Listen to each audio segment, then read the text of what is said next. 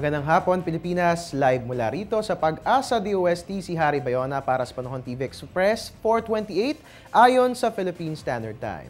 Nakalabas na nga po ng bansa si Bagyong Tino pero nag-iwan ito ng malalakas na hangin sa extreme northern Luzon. Ang malalakas na hangin ito ay nagdudulot ng maalong mga karagatan at kaugnay nga niyan ay inilabas ng Pag-asa ang gale warning.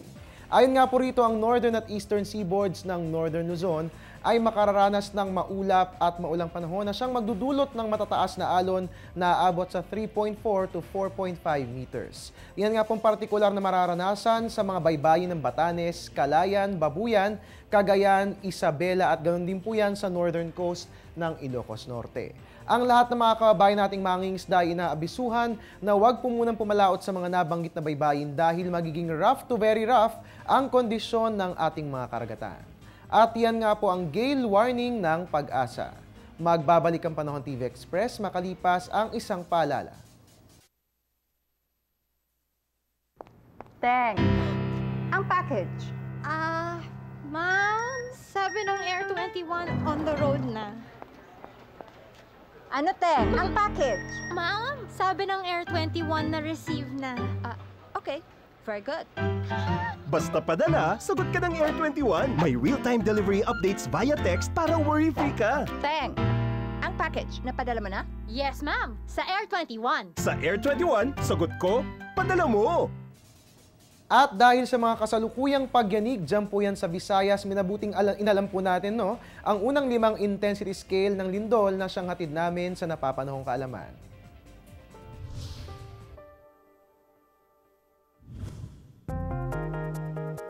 Ang lindol ay ang mahina hanggang sa malakas na pagyanig dulot ng paggalaw ng mga bato sa ilalim ng lupa. May 10 klase ng intensity o lakas ng lindol at narito ang unang 5 earthquake intensity scale mula sa Philippine Institute of Volcanology and Seismology o PHIVOLCS. Intensity number 1, scarcely perceptible. Iilan lamang ang nakakaramdam nito. May bahagyang pagyanig ng mga nakadisplay na gamit. Intensity number 2, slightly felt. Nararamdaman ito ng ilang mga tao sa loob at labas ng gusali o tahanan. May bahagyang paggalaw ng mga nakasabit na bagay. Makikita rin ang paggalaw ng tubig mula sa mga lalagyan. Intensity number 3, weak. Dito mararamdaman ng mas maraming tao ang pagyanig ng bahay at gusali, lalo na sa itaas na bahagi nito. Makakaramdam ng pagkahilo o pagsusuka ang iba. Moderate o katamtaman ang pagyanig ng mga nakasabit na bagay. Intensity number 4, moderately strong. Ang pagyanig na mararamdaman, singtindi ng pagdaan ng malaking truck. Dala rin ito ang pagyanig ng mga plato, baso, bintana at mga pintuan. Lalangit-ngit naman ang mga sahig at pader na yari sa kahoy. At ang intensity number 5 naman ay strong, kung saan ang mga natutulog ay maaaring magising. Malakas na paggalaw ang mararamdaman sa mga gusali. Ang mga bagay na maliliit ay maaaring mahulog at ang mga babasagin naman ay maaaring mabasag.